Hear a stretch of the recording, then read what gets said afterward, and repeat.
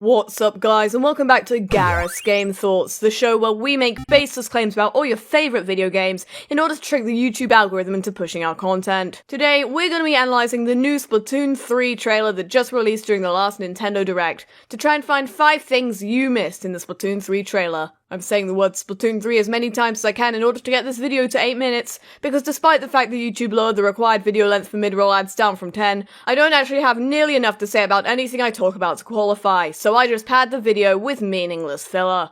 Splatoon 3. Let's get started.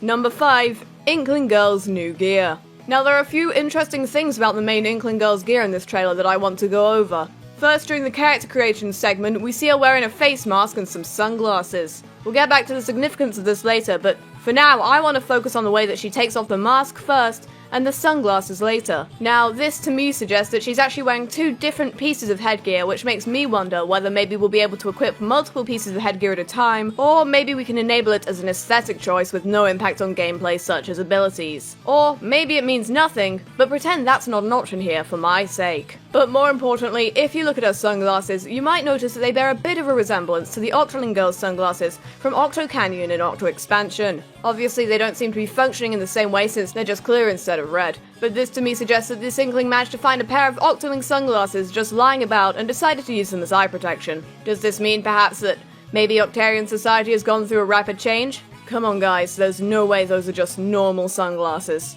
Upside down Eiffel Tower? I'll take it. Normal sunglasses? Shame on you. Remember that DJ Octavio was on Team Order, so it could be the case that due to insert reasoning here, Octarian society has collapsed or somehow been radically changed. Of course, these sunglasses aren't exactly the same, so it's also possible that I'm completely wrong. But let's just ignore that possibility right now, since you're busy being swept up in the Splatoon 3 hype and are desperately looking for any new information about it, and I need to find a way to pay rent this month since nobody will sponsor me anymore.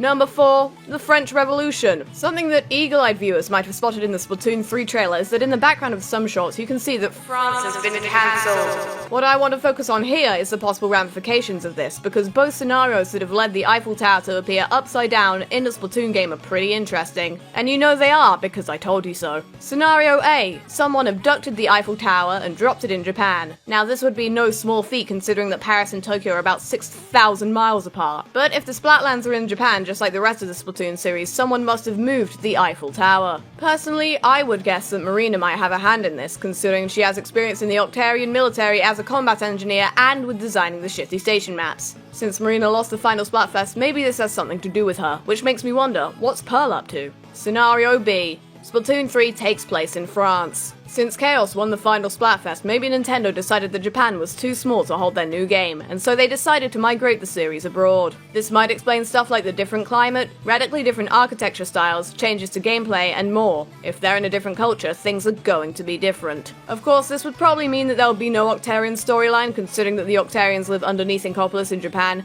which would probably deeply disappoint all 3 people who are hoping for another DJ Octavio steals the Great Zapfish storyline. My condolences, Mesami. Number 3. You're a criminal. Now this point takes some thorough Splatoon lore knowledge to really grasp, but there are 3 points I want to focus on here, and they're all based on the in-game lore from Splatoon 2. In Sunken Scroll 11 it states that, quote, major changes to regulations by the powers that be have led to a call for the complete replacement and overhaul of all special weapons. This is the explanation for why no specials from Splatoon 1 returned in the sequel, but in the trailer we can clearly see that the Inkzooka is back. Now that might not seem like much evidence that you play as some sort of criminal or delinquent in this game, since after all, in Salmon Run the Grizzco weapons are also considered illegal. But to that, I say, don't think about it too much, and please don't leave or YouTube will sink my channel like the Titanic. And also, there's more. Because in the Salmonid Field Guide, which is the instructional booklet for Salmon Run, it outright states that, quote, they inhabit a restricted ocean zone, and any unauthorized contact with them is expressly forbidden by law. By hanging out with your little buddy, you're actually breaking the law. Maybe that's why you're out in the Splatlands. So you might be saying, Garrett, you underrated, underpaid, sleep-deprived, lonely-ass masterpiece of a man. I now totally believe your extremely well thought out and not at all hastily put together theory, but what kind of criminal does this make you? Let me explain it to you. Number 2. Pearl is dead, ? Now, for some reason, I don't see anyone talking about this part of the Splatoon 3 trailer, which I think is interesting, because when you really analyze it in detail, really put this trailer under the microscope, I think it paints a really interesting story. Now, as you can overhear on the radio on the train in this shot, there's audio of someone speaking backwards that was definitely there in the real trailer, and I didn't add it in post, and fuck you for thinking otherwise! Now, if we reverse this audio, we can hear this. SBS News at 13 PM, I'm Jason Yikes. Our top story today, Incopolis news host and idol Pearl Hauserke was found dead this morning. The Incopolis police have asked anyone with any information to come forward as they suspect foul play. And now for the weather, where you are. Now, if we look at the Inkling girl during the scene, you'll notice she keeps glancing at the camera, which to me looks a whole lot like she's fleeing the scene of the crime. Am I saying this game begins with you murdering Pearl in cold blood? Share your opinion in the comments below. Every day.